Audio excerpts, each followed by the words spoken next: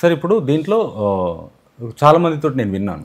Sir నేను ఒక 3 సినిమాలు 4 సినిమాలు 5 సినిమాలు చేశాను, దాంట్లో 2 హిట్ అయినాయి, కానీ నాకు వెళ్తేనే నాకు పాస్ అడిగితే కూడా నాకు పాస్ ఇవ్వలేదు, నాకు కూడా రికగ్నిషన్ ఇవ్వలేదు. నేను ఒక ఆర్టిస్ట్నే, మా అసోసియేషన్లో మెంబర్ ఉంది నాకు, నేను ఆర్టిస్ట్నే, కానీ నేను కూడా వెళ్ళలేకపోయినా నన్ను పోతే మెయిన్ గేట్ దగ్గరికి పంపించారు. అంటే హీరోగా 4 సినిమాలు చేసి 2 సినిమాలు హిట్ కొట్టిన వాళ్ళ పరిస్థితి ఇలా ఉంటే మిగతా వాళ్ళ పరిస్థితి?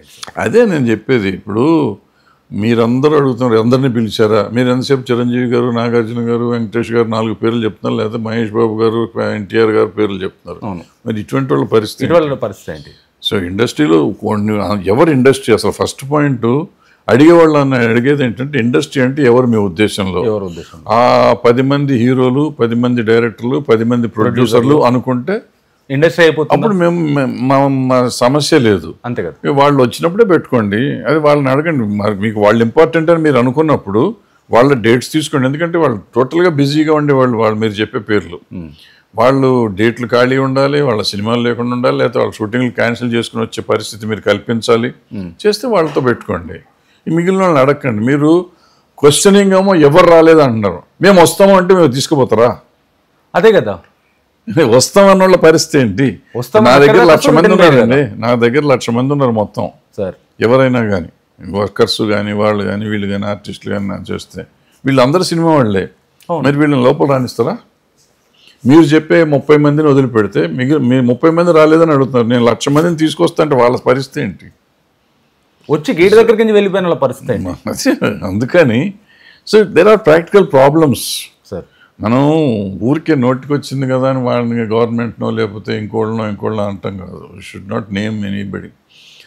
ఏంటంటే ప్రాక్టికల్గా ఏం చేయొచ్చు, ఎవరూ లూజ్గా స్టేట్మెంట్లు ఇవ్వకూడదు. నా పాయింట్, నేను అవ్వచ్చు, ఇంకోళ్ళు అవ్వచ్చు, ఎవరైనా కానీ వాళ్ళు రాలేదు వీళ్ళు రాలేదు అంటాం కరెక్ట్ కాదు.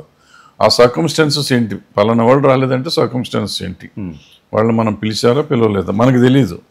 తెలియకుండా మనం ప్రతిదాని మీద మనం బాణం వేసేసి కూర్చోటం, ఏదో యూట్యూబ్లో మనకి నెంబర్లు వస్తాయి కదా అని అందరి పేర్లు ఎత్తేసి చెప్పేస్తే కరెక్ట్ కాదు. సార్ ఇప్పుడు దీంట్లో పర్టికులర్గా స్క్రూటినైజ్ జరగకుండానే, షార్ట్అవుట్ చేయకుండానే చాలామందికి అవార్డ్స్ ఇచ్చారు. దీనికంటే అసలు కష్టపడ్డ ఫిలిమ్స్ కానీ కష్టపడ్డ హీరోస్ కానీ వీళ్ళకు రికగ్నిషన్ దక్కలేదు, ఆర్టిస్టులకు కానీ టెక్నీషియన్స్ కానీ పర్ఫెక్ట్గా రికగ్నిషన్ దక్కలేదు అని చెప్పేసి మనము సీఎం గారు నోటి వారాన్ని వినొచ్చు. రాహుల్ సిప్లిగంజ్ గారు అక్కడి దాకా ఆస్కార్ అవార్డు దాకా వెళ్ళి వచ్చిన వ్యక్తి, ఆ అబ్బాయి కూడా మీరు ఏమన్నా ఇవ్వాల్సింది అని చెప్పేసి స్టేజ్ మీద మాట్లాడారు సీఎం గారు. దీంట్లో లోపము ఎఫ్డీసీ కమిటీది అంటారా? లోపమే ఉందబ్బా. రాహుల్ సిప్లిగంజ్కి ఆస్కార్ అవార్డు వచ్చింది కాబట్టి ఇవ్వాలని రూల్ ఎక్కడన్నా ఉందా? ఇవ్వాలని రూల్ ఏం లేదు కదా.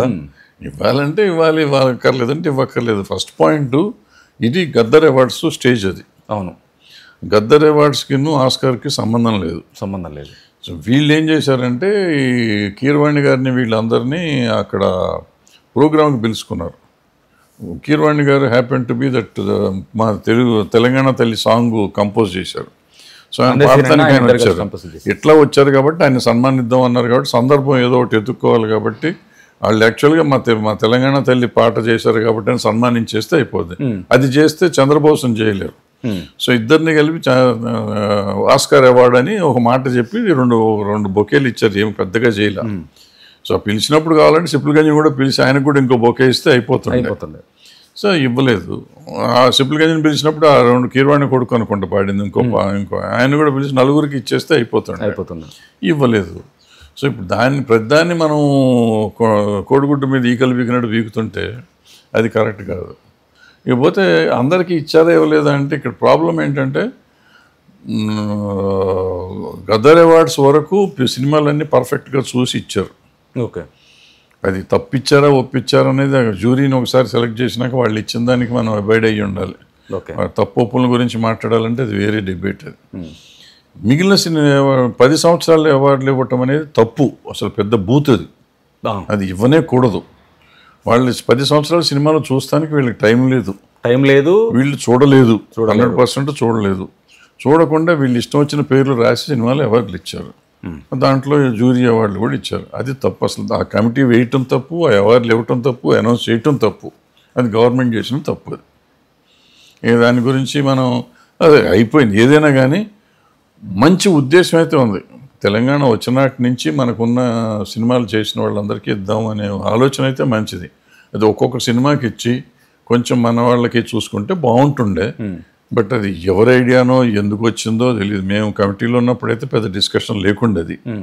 మేము అన్నీ అనౌన్స్ అయిపోయింది, మా నామ్స్ అన్నీ ఫిక్స్ చేసి వచ్చేసినాక అది ఎవరో తర్వాత అనౌన్స్మెంట్ చేసేటప్పుడు అది కలిపి చేశారు. సో ఎవరు చేసినా తప్పులేదు. ఇప్పుడు మనం మన దగ్గర ఉన్న వాళ్ళకి మనం ఎంకరేజ్ చేద్దాం అనుకోవటం తప్పులేదు. అది ప్రాపర్గా జరగలేదు, మెటీరియలైజ్ అవ్వలేదు అనేది ప్రాపర్గా మెటీరియలైజ్ అవ్వలేదు అని చెప్పేసి